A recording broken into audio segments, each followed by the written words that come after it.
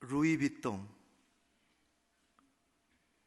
샤넬, 구찌, 프라다, 까르띠에, 버버리. 무슨 생각이 나십니까?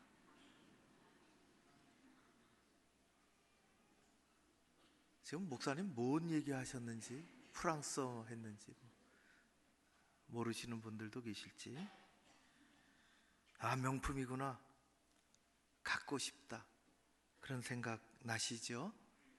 가방, 시계, 의류, 선글라스, 옷. 저는 갖고 싶다 그런 생각은 정말 1%도 없고 다른 생각이 나는데, 아, 짝퉁이 있겠구나, 그런 생각이 듭니다. 지난 10월 중국 광저우에서 이런 명품들의 가짜, 짝퉁을 자그마치 851억 원어치를 밀수하다가 적발이 됐습니다. 요구하는 사람들이 있어서 가짜가 생기는 거죠. 어떤 것들은 너무 정교해서 정품이 어떤 건지 짝퉁이 어떤 건지 전문가도 잘 모른다는 거예요. 혹시 그런 게 우리 주변에 누가 뭐를 했대거나 갖고 다녔대거나 입대거나 말을 참 잘해야 합니다. 아, 명품 같네요, 그랬다간 큰일 납니다. 평생 원수지입니다. 짝퉁 중에도 급수가 있다고 그래요. 다 같은 급이 아니라 최상급 짝퉁은 명품 짝퉁이라 그럽니다. 세상에는 진짜도 있고 진짜와 비슷한 진짜가 아닌 가짜도 많습니다. 로이 로버츠라는 사람이 있었습니다. 그는 미 해군 병사로 전투함에 배치가 됐고, 그 사람이 그 임무를 하는 그 전투함은 하와이 진주만에 정박해 있었습니다. 별로 믿음이 없었죠. 웬일인지 믿음이 없는데 성경 공부 갔습니다. 제대로 믿지도 않는 사람이 그렇게 가서 그날따라, 야, 우리가 좋아하는 성경 구절 암송하는 거 하나씩 얘기합시다, 그런 말을 했습니다. 인도자가 너무너무 당황을 했습니다. 좋아하는 것도 없고 외우는 것도 없고 큰일 났습니다. 고민하고 있는 중에 얼핏 찾아냈습니다. 오래전에 외웠던 요한복음 3장 16절, 하나님이 세상을 이처럼 사랑하사 독생자를 주셨으니 이는 그를 믿는 자마다 멸망하지 않고 영생을 얻게 하려 하심이니라. 내 차례가 오면 내가 큰 소리로 일어나서 이것을 외우리라 하고 쭉 돌아가는데, 바로 앞사람이, 자기 차례가 왔는데 바로 앞사람이 그 구절을 해버리고 말았습니다. 너무너무 할 게 없으니까 자기는 창피하고 부끄럽고 성경 구절 하나 외우지도 못하고 별로 믿음도 없고, 그날 밤 하나님이 그에게 말씀하셨습니다. 로봇이야, 너는 가짜다 하셨습니다. 아침이 밝아왔지요. 그날은 1941년 12월 7일이었습니다. 시간은 아침 7시 50분경. 다급한 목소리로 스피커를 통해서 집합명령이 전투 대형으로 모이라는 것입니다. 일본군이 비행기를 타고 태평양을 건너 수백 대 비행기가 진주만을 향해서 공습을 오는데 하늘을 쳐다보니 새카맣게 덮여 있었습니다. 그 유명한 진주만 기습 공격이 시작된 것입니다. 로버츠의 군함도 공격을 받기 시작했습니다. 자기가 있을 자리는, 전투 자리는 기관총을 장착한 그곳에 공격해오는 일본군 비행기를 향하여 기관총에 들어있는 것을 가지고 한없이 쏴댔는데 그것은 진짜 총탄이 아니라 훈련용 가짜 총탄이었습니다. 그래도 일본군 비행기들이 놀래서 놀래기라도 해주려고 어쩔 수 없이 가짜 총탄을 목표물을 향하여 맹렬하게 쏴댔지만은 총알은 나가는 듯 했지만은 가짜 총알에는 아무런 힘이 없었습니다.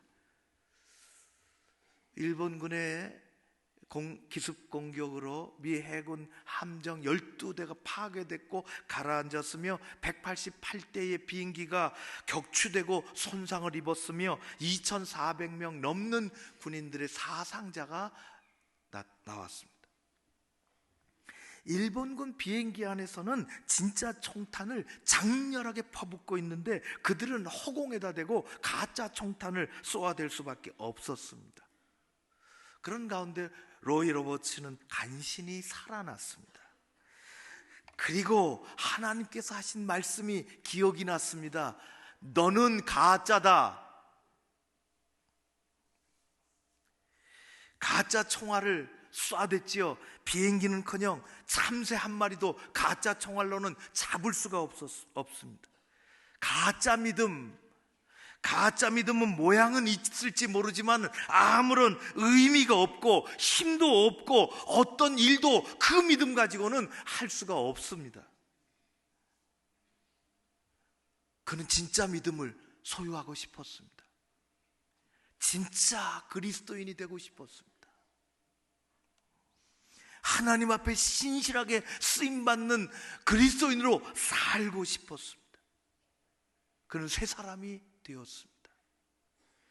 나중에 내비게이터 선교회를 만든 도스토트만 박사를 도와서 엄청난 사역을 진짜 크리스찬이 돼서 했습니다.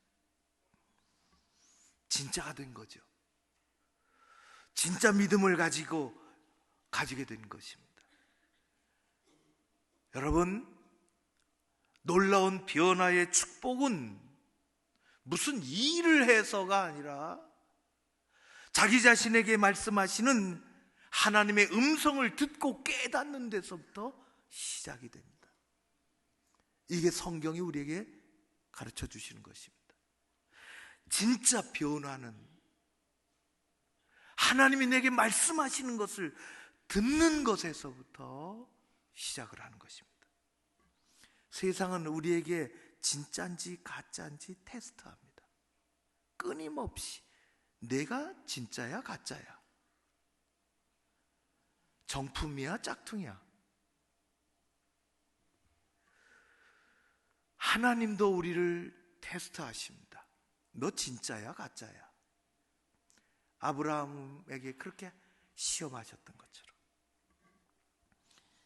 바른 믿음, 정품 믿음의 소유자는 하나님을 바라보고 하나님의 말씀에 귀를 기울입니다. 예배 나와서 우리 교회에 그런 사람들이 많기를 주의 이름으로 축원합니다. 우리의 신앙은 거기서부터 시작합니다. 하나님은 이사야를 통해서 말씀하셨습니다. 주신 말씀이 우리에게 주신 말씀으로 우리가 듣기를 바랍니다. 3절과 4절 말씀입니다. 그 시대 이사야를 통해서 하나님은 이렇게 말씀하셨죠. 3절과 4절을 같이 읽겠습니다. 3절 4절입니다. 시작. 너희는 약한 손을 강하게 하며 떨리는 무릎을 굳게 하며 겁내는 자들에게 이르기를 굳세어라, 두려워하지 말라. 보라, 너의 하나님이 오사 보복하시며 갚아주실 것이라. 하나님이 오사 너희를 구원하시리라 하라. 아멘. 나라가 망하고 포로로 잡혀간 이스라엘 사람들에게 가장 큰 어려움이 있는데 그것은 그들이 위축이 되어 있다는 것입니다. 아주 작아졌어요. 짓눌려 있는 거죠. 모든 것이 줄어들고 위축, 작아진 것입니다. 가장 중요한 것은 믿음이 작아지고 믿음이 줄어들었다는 것입니다.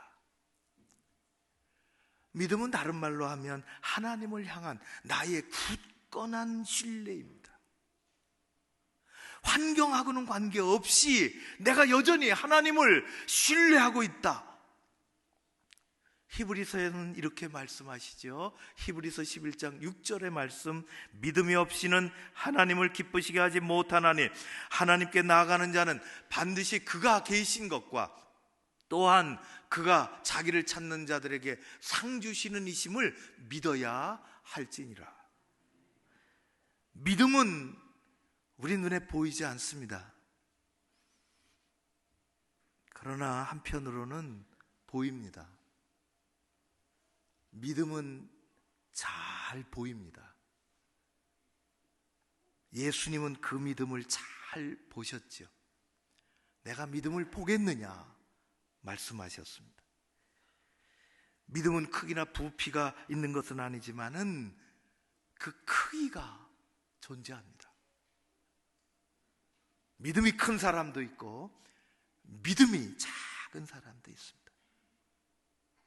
괜히 말만 하는 사람이 있고 하나님 앞에 큰 믿음으로 헌신하며 주의 나라에 이르기를 원하며 살아가는 사람도 있습니다.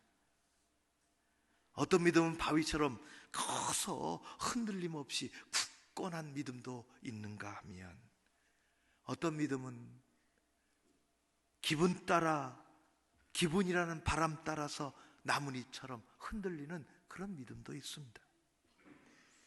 이사야 당시의 이스라엘 사람들의 현실은 어두웠습니다. 그래서 삶이 위축되었죠. 이스라엘 사람들, 그 사람들의 믿음이 아주 작아졌습니다. 아주 작아졌어요. 그들의 믿음을 크기로 말한다면 볼품없이 작아졌습니다. 분량으로 말한다면 너무 많이 줄어들었습니다. 그릇으로 말한다면 찌그러들었습니다. 저수지로 말한다면 바닥이 드러나고 말았습니다.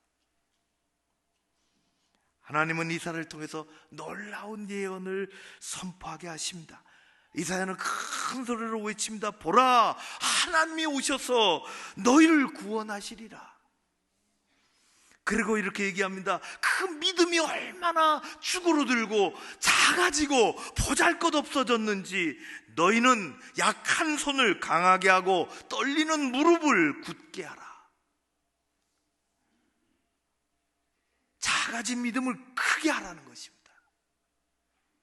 믿음의 마음을 키우라는 것입니다. 작은 약해진 손, 떨리는 이 무릎, 한없이 힘이 없어진 그들의 모습을 보시고 믿음을 키우라. 믿음이 커져야 한다 말씀하시는.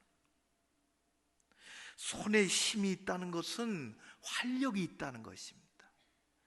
손에 힘이 있다는 것은 의지가 있다는 것입니다. 손에 힘이 다 빠졌다는 것은 삶의 활력을 잃어버렸다는 것이에요.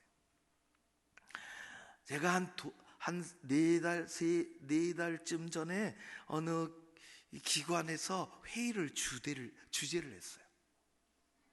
제가 앉고 건너편에는 그 담당하는 그 직원이 앉고, 그리고 왼쪽에는 다른 교단, 다른 교회에서 오신 목사님들이 2분 계시고, 제 오른쪽에는 다른 교단, 다른 교회에서 오신 장로님이 3분이 앉아 계셨습니다. 회의를 기도로 시작하죠. 기도를 하고 끝났습니다. 모두가 다 이제 회의안을 내려다보고 있어요. 다 그래 머리 숙이고 있습니다. 그런데 제 바로 오른쪽에 있던 그 어느 교회 장로님이 툭 하고 볼펜을 떨어뜨리시는 거예요. 모두가 다 말은 안 하지만은 볼펜을 주스시겠지, 그런 생각이 있어요. 볼펜을 떨어뜨렸으니 주워야지. 볼펜을 안 주시는 거예요. 그러더니 머리가 책상 위로 자꾸만 수그러지고 그 회의 안에 코를 박고, 주무시나? 침안에? 몸이 기울어지기 시작했습니다. 순간 이상한 예감이 들어요. 제가 제일 가까워 벌떡 일어났지요. 다가갔습니다. 장로님. 그 장로님은 손에서 힘이 다 빠져서, 몸에서 힘이 다 빠져서 지켜 세운 얼굴은 백지장 흰 도화지보다도 더 하얘습니다. 심장 기능이 순간 정지된 것입니다. 큰 위기가 왔습니다. 기도를 열고 그리고 앰뷸런스를 불렀습니다. 제가 교회를 알기에 교회에 전화해서 사모에게, 가족들에게 빨리 알려달라고 했습니다. 어느 병원으로 가셨다고. 급히 병원으로 후송을 했죠. 알고 보니까 심장 수술을 하셨던 분이셨습니다. 감사하게도 소생하셨습니다. 며칠 전에 만났습니다. 악수를 했지요. 손에 힘이 있습니다. 살아나신 것입니다. 약해진 손 강하게 하라. 그리고 떨리는 무릎 굳세게 하라, 굳게 하라는 것은 너의 믿음을, 작아진 믿음을, 보잘것없는 믿음을, 초라한 믿음을 다시 세우라는 말씀입니다. 하나님은 찌그러지고 보잘것없는 작은 믿음을 가지고 있는 이스라엘 백성들을 향하여 말씀하셨습니다. 너희는 약한 손을 강하게 하고 떨리는 무릎을 굳게 하라. 오늘 이 시대 우리 교회, 우리들에게 주신 말씀입니다.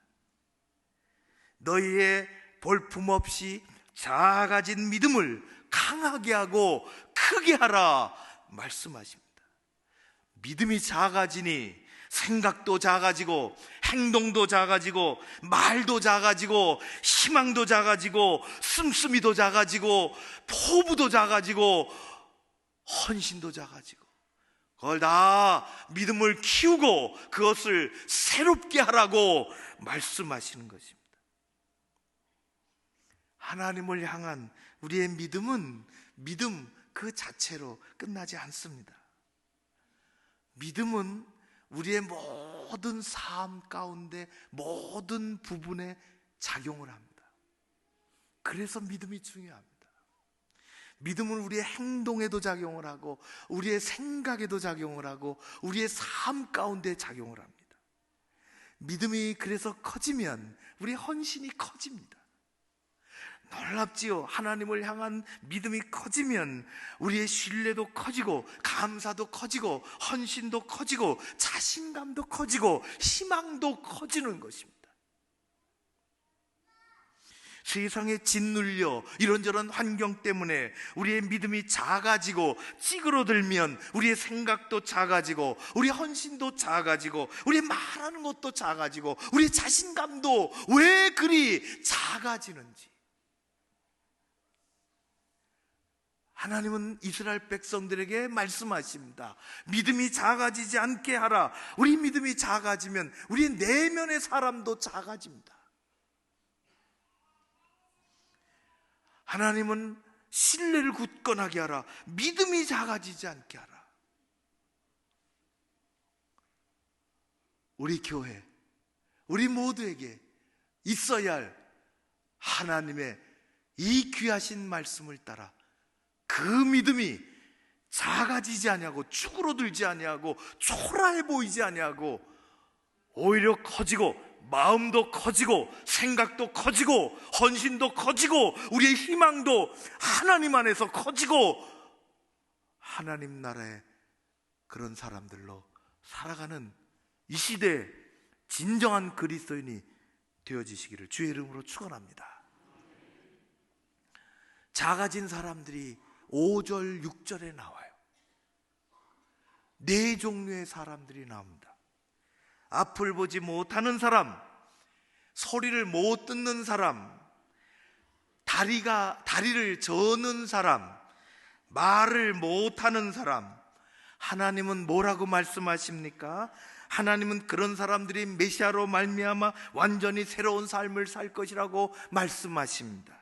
메시아가 오면 그때에는 앞을 보지는 못하는 사람들의 그 눈이 떠지고 눈이 밝아져서 하나님의 영광을 볼 것이고, 메시아가 오면 그때 듣지 못하던 사람들이 그 귀가 열려 하나님의 음성을 듣고 순종하게 될 것이고, 메시아가 오면 그때에 다리를 저는 사람들이 고침을 받아 벌떡 일어나 하나님의 나라를 위하여 달려갈 것이고, 메시아가 오면 그때에 말하지 못하는 사람들이 입이 열려서 하나님의 아름다움을 찬양하게 될 것이라고 말씀하시는 것입니다.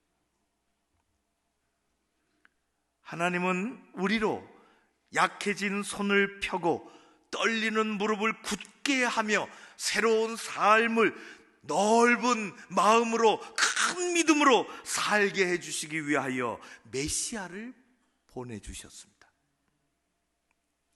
하나님은 외아들 예수 그리스도를 이 땅에 메시아로 보내주셨습니다. 그분이 오셔서 그런 사람들을 만나고 그렇게 하시는 것입니다.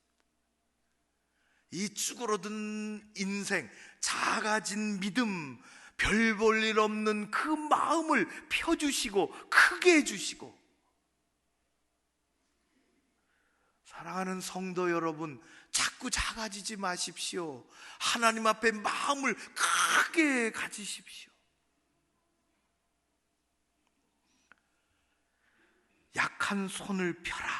약해진 손을. 예수님이 회당에 들어가셨죠. 이런저런 사람들이 많이 왔습니다. 우리 교회처럼. 그 중에는 손 마른 사람이 있습니다. 손이 말랐다. 성경 그렇게 얘기해요. 손이 말랐다. 손이 말랐다고 하는 것은 시들었다는 뜻입니다. 손이 시들었어요. 마치 나뭇잎이 시들어서 나무 가지에 그저 떨어질 듯 말 듯 달라붙어 있는 것처럼 그 의미가 없잖아요. 손이 시들었어. 손이 말라서 그렇게 붙어 있는 거예요. 예수님은 바로 그 사람을 보셨습니다. 예수님의 눈에 띄면, 예수님의 눈에 들면 그 인생은 바뀝니다. 성경에 수많은 사람들이 그렇게 살아났어요. 우리가 하나님의 눈에 들면 우리의 인생은 달라집니다. 하나님의 눈에 들어야 돼요. 하나님의 인정 안에 들어가는 거예요. 이 뽕나무 위로 올라갔던 삭개오, 예수님의 눈에 들었어요. 그가 잘한 일이 없지요. 그가 못된 일만 골라서 하고 다녔어요. 사람들이 미워하는 사람, 예수님이 내려오라 그럴 때도 참 못마땅했을 거예요. 왜 그 사람에게 예수님은 뭐라 하시는가? 우리가 미워하는 사람인데.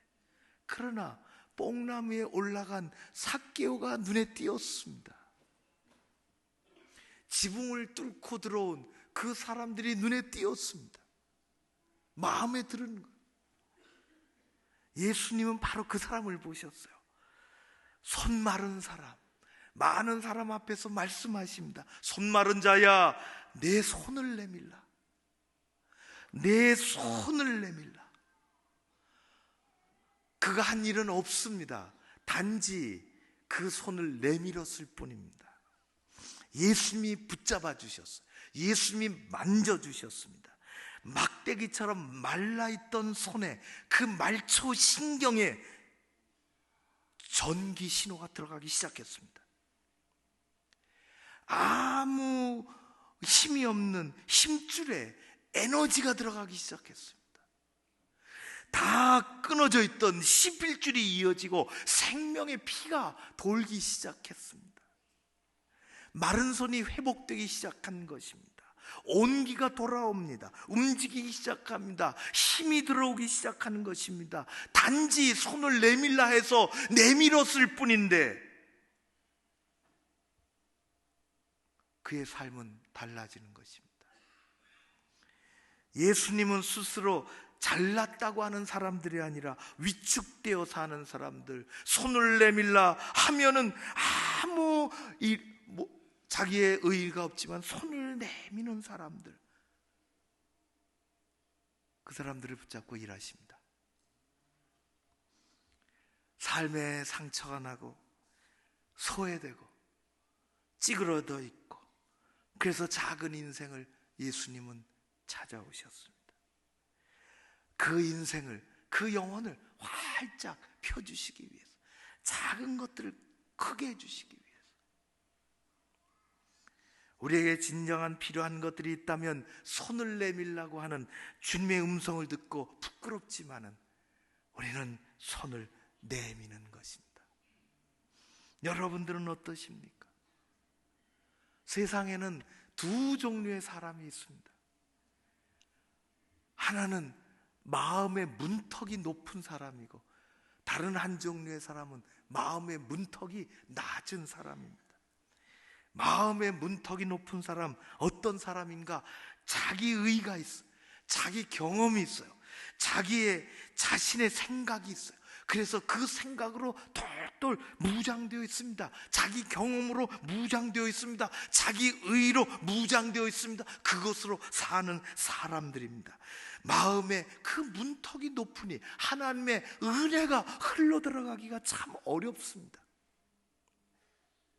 이 하나님의 말씀이, 하나님의 은혜가 스며들어가야 될 터인데, 이게 문턱이 높아서 넘어가기가 어렵습니다.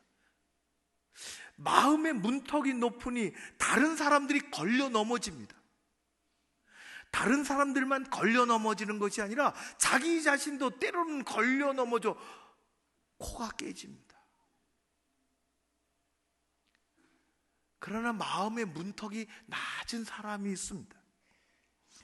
마음의 문턱이 낮은 사람은 자기 의로 사는 사람이 아니라 나는 부족하오니 하나님의 의를 입혀달라고, 하나님의 의를 가지고 산다고 요청하는 사람들입니다.